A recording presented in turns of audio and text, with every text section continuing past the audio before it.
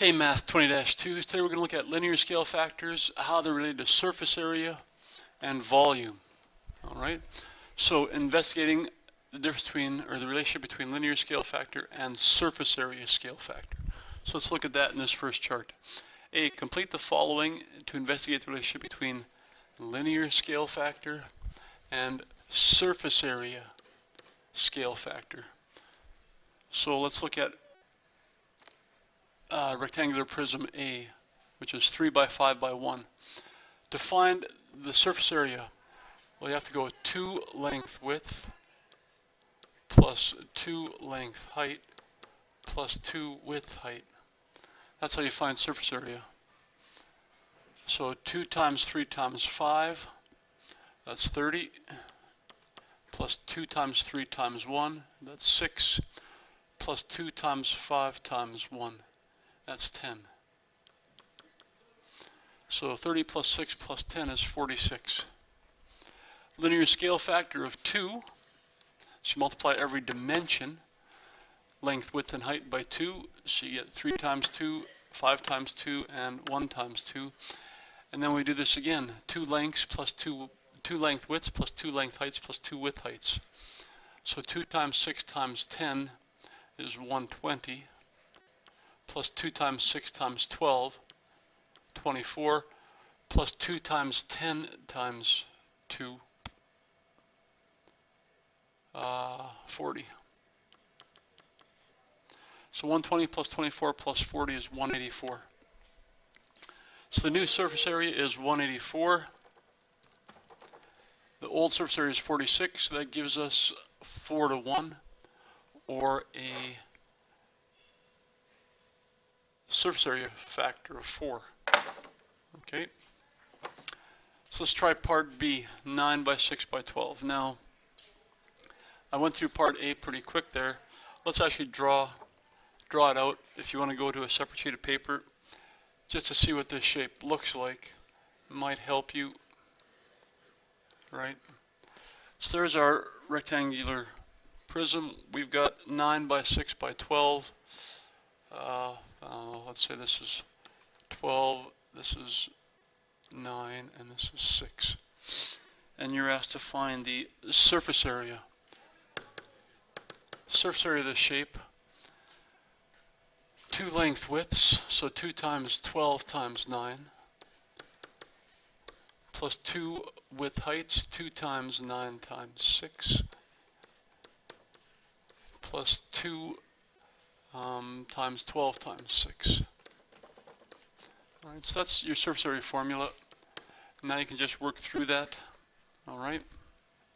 So 2 times 12 times 9, that's 216. 2 times 9 times 6, 108. And 2 times 12 times 6, or 12 times 12, is 144. So we get this surface area as 468. All right. Now if you go back and look, this surface area is 468. We now have a scale factor of 1/6. So we go 9 times 1/6. You go 9 times 1/6, you get 1.5. You go 6 times 1/6 is 1. And 12 times 1/6 is 2. So let's figure out the surface area of this new shape. So we now have another shape that's much smaller, that we were told is 2 by 1 by 1.5. All right, so let's figure out the surface area. 2 times 2 times 1.5 plus 2 times 1.5 times 1 plus 2 times 2 times 1. So this new surface area should be 4 times 1.5 is 6. 2 times 1.5 times 1 is 3. 2 times 2 times 1 is 4. So that new one should be 13 square centimeters. Let's go back to this chart then and plug that in. That is 13 square centimeters. And now let's do the new surface area, which is 13 over the old one, 468. 13 over 468, divide both those by 13. So 468 divided by 13 is 36. Alright, so we now have a surface area scale factor of 1/36. So I've done rectangular prism B. I want you guys to pause this and you guys do rectangular prisms C and D on your own. Remember, you can use this method, right? Draw it out, use your surface area formula for rectangular prism, and complete rows C and D. So pause it, do that, then you can restart it and see if we get the same thing. Alright, so here's what we should have. For rectangular prism C, the surface area is 184 square centimeters. We do a linear scale factor of 3/2. 3/2 times 4 is 6.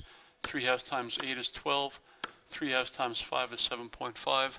Find the surface area of this new rectangular prism is 414.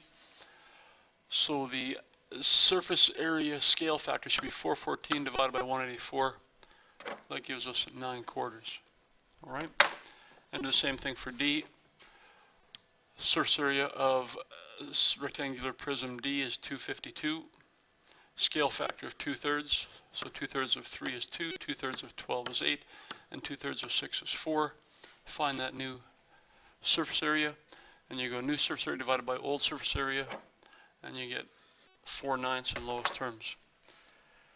So again, let's come up with a relationship between the linear scale factor and the surface area scale factor. What you should notice is that the surface area scale factor, 4, how's it compared to the linear scale factor of 2? Well, just like regular area, surface area is also linear scale factor squared, right? So 4 is 2 squared, 1/36 is 1/6 squared, 9/4 is 3/2 squared, 4/9 is 2/3 squared. All right.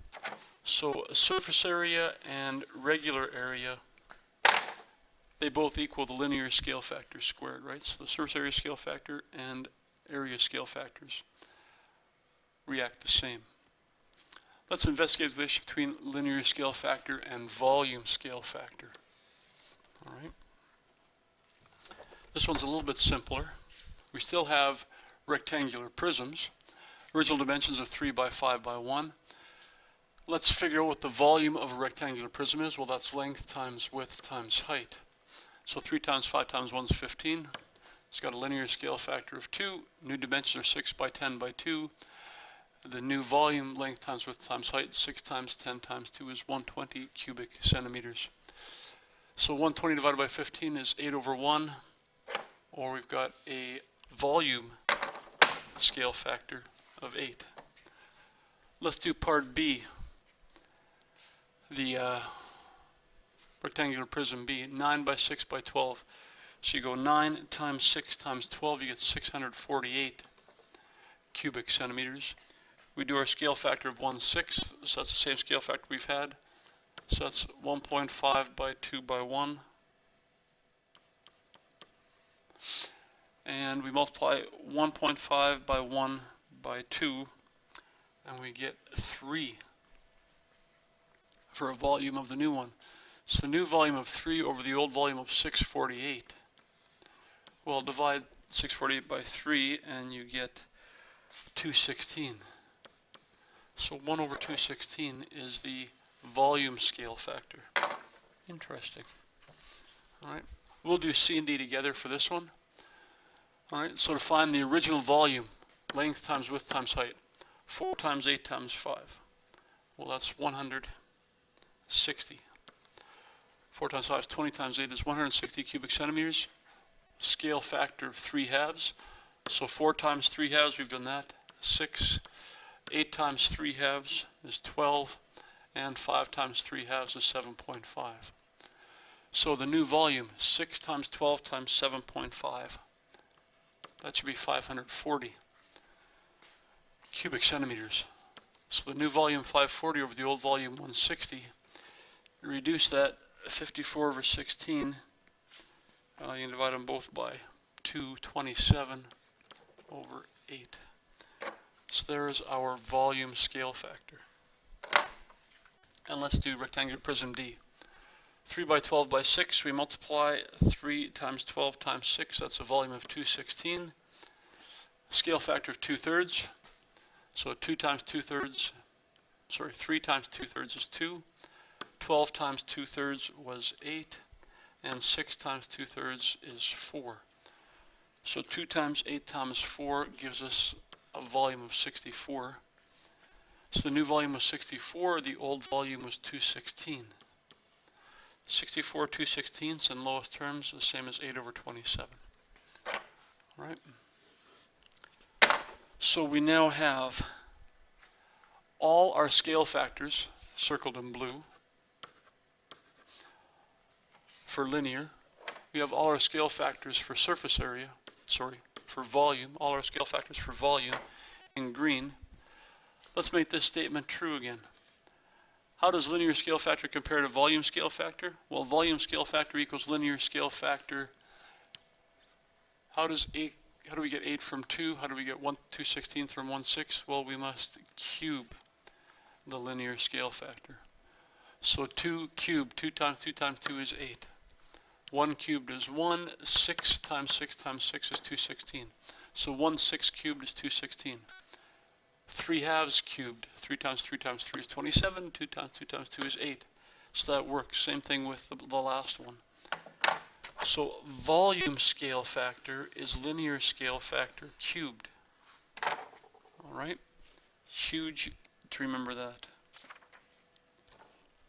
Let's do some work with these then. Actually, let's do a quick summary, scale factor summary.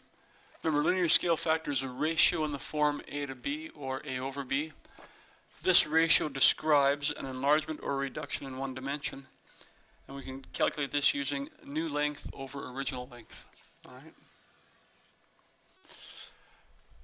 Linear, lengths, widths, heights, perimeters, circumferences, radius, diameter, those are all linear measurements. Okay. Perimeter scale factor, same as linear scale factor. All right, or the same thing. Perimeter scale factor equals linear scale factor. Area scale factor.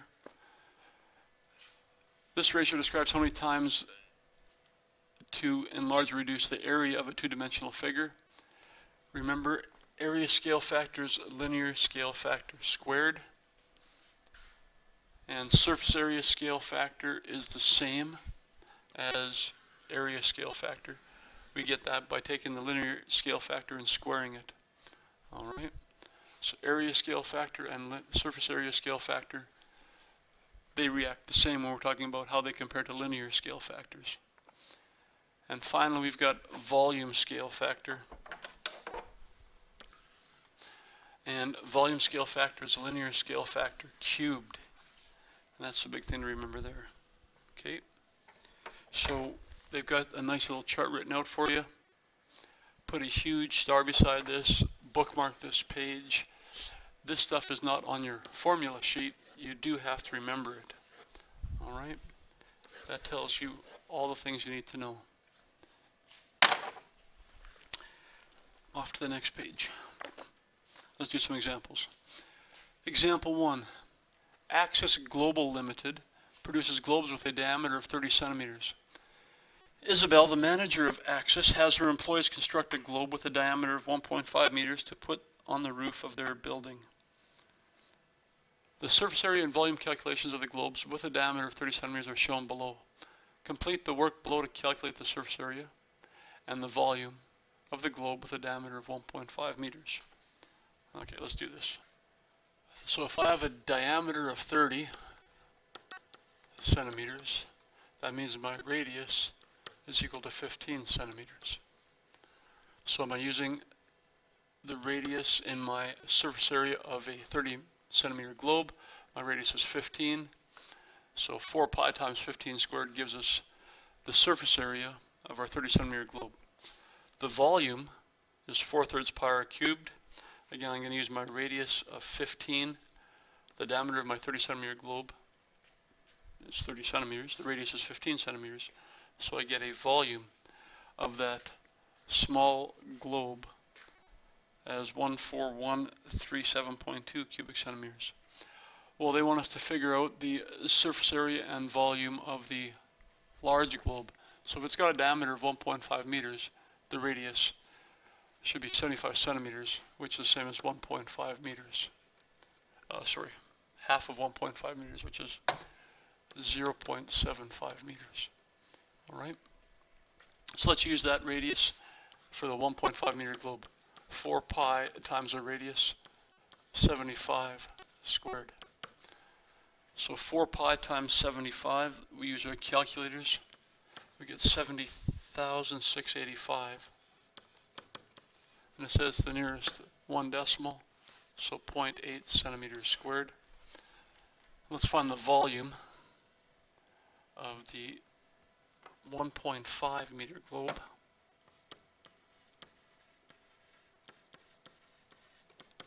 So volume has a formula of 4/3 pi r cubed. Well, our radius is 75, so we cube that. So that's all calculated work. 4/3 pi times 75 cubed. That's a rather large number. 1767145. And again, they want it to the nearest one decimal place, so that's 0.9 centimeters cubed. Great, so we've got all those calculations done for surface area and volume of our two globes, the small 30 centimeter globe and the large 1.5 meter diameter globe. Part B, use the above results to determine to the nearest whole number the following scale factors from the 30 centimeter globe to the 1.5 centimeter globe. All right. So, linear scale factor. 1.5 meters is the same as 150 centimeters. So we put that in the numerator, 150 centimeters over this 30 centimeter one. 150 over 30 gives us a scale factor of 5 to 1, or 5. Surface area scale factor then, we take the large globe 70685.8 centimeters squared divided by the small scale surface area, which was 2827.4 centimeters squared. Divide those out, and I think we get 25. And do the volume one. So the large globe had a volume of 1767145.9 centimeters cubed. The small globe had a volume of 14137.2 centimeters cubed. Divide those out, and we get an area scale factor, a volume scale factor of 125. Part C, show the volume scale factor. How to use the volume scale factor to determine the linear scale factor. So if you go back and look, volume scale factor equals linear scale factor cubed. So it says, how can I use the volume scale factor to determine the linear scale factor? Well, if I want to solve for linear scale factor, then linear scale factor should equal volume scale factor if I take the cube root of that. All right. So how do I find the linear scale factor if I have the volume scale factor? Well, the linear scale factor should be the cube root of the volume scale factor, which was 125.